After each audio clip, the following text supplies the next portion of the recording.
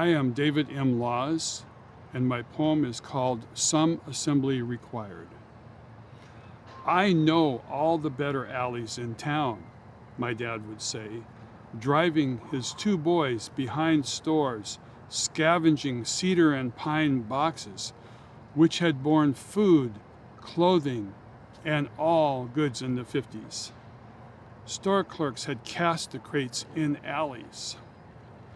When Dad's Ford station wagon was full, we'd head to our alley, dump the catch over the fence, and head back for more.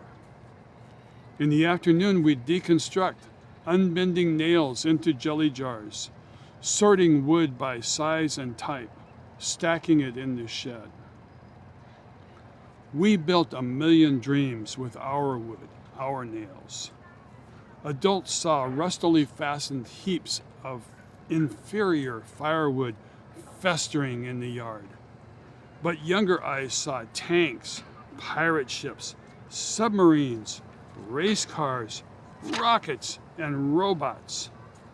Juvenile fantasies fulfilled in well-worn wood. Thank you.